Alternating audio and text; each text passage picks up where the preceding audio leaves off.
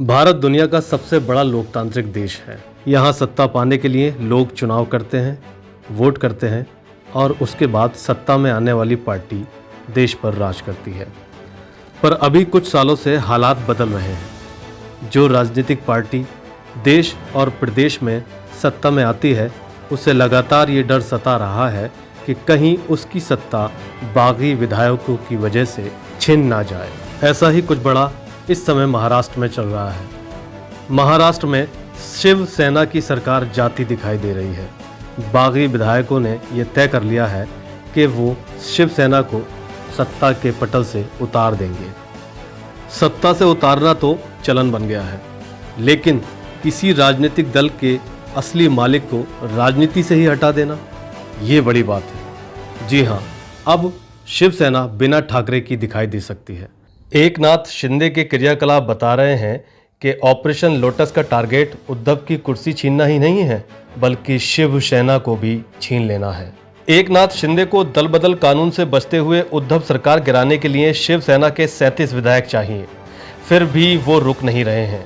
वो बागियों के डेरे में लगातार शिव सैनिक विधायकों को जोड़ते जा रहे हैं। गुवाहाटी के 5 सितारा होटल के बाहर शिंदे ने 46 विधायक साथ होने का दावा किया है। सूत्र बताते हैं कि इन बागी विधायकों की तादाद 50 तक पहुंच सकती है। सवाल बड़ा है जो राजनीतिक लोगों के जहन में दौड़ रहा है, आखिर शिंदे चाहते क्या हैं? वो लगातार जरूरत से ज्यादा शिवसेना के बागी विधायकों को क्यों जुटा रहे हैं? उधर बीजेपी ने अब तक विधानसभा सत्र बुलाने की मांग क्यों नहीं की है? उद्धव से खुली बगावत के बावजूद शिंदे लगातार क्यों कह रहे हैं कि वो बाला साहब के सच्चे शिव सैनिक हैं और उन्होंने शिवसेना को नहीं छोड़ा है?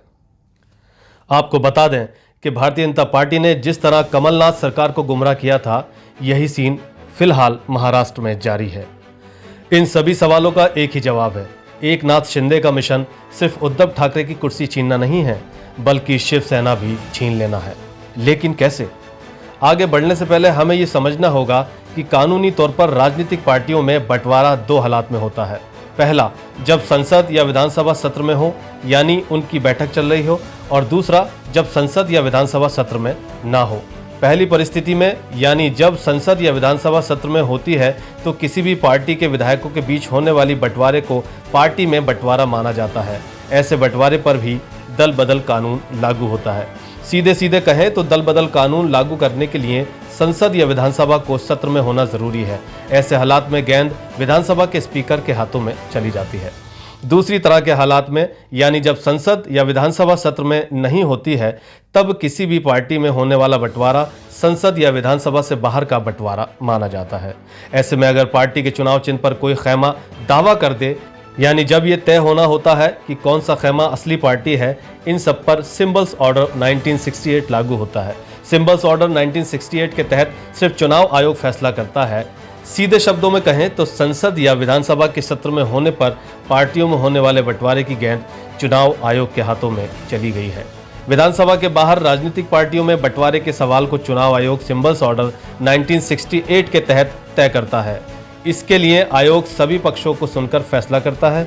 आयोग सिंबल को फ्रीज भी कर सकता है, यानी कोई भी खैमा पार्टी सिंबल का इस्तेमाल नहीं कर सकता है।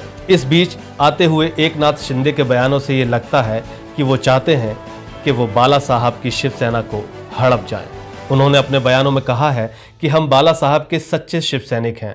हमें हिंदुत्व सिखाया है। बाला साहब के विचारों और धर्मवीर आनंद दीघे साहब की शिक्षाओं के रास्ते पर चलते हुए सत्ता के लिए हमने कभी धोखा नहीं दिया और ना ही कभी धोखा देंगे। उन्होंने सूरत एयरपोर्ट पर जाते हुए कहा, हम बाला साहब ठाकरे के हिंदुत्व का पालन कर रहे हैं और आगे भी करते रहेंगे। हमने बाला साहब ठाकरे की शिवसेना को ना छोड़ा है और ना ही छोड़ेंगे। जब एकनाथ शिंदे गुवाहाटी पहुंचे तो उन्होंने कहा कि सच्चा शिव सैनिक हूं, सत्ता के लिए हिंदुत्व से समझौता नहीं कर सकता। आपको बताते चलें कि इसी समीकरणों को पेश करते हुए देवेंद्र फडणवीस 2020 में कह चुके हैं कि उद्धव की सेना बाला साहब ठाकरे वाली शिवसेना नहीं रही है। शिवसेना हिंदुत्व की विचारधारा को त्याग कर वोट बैंक की राजनीति पर उतर आई है।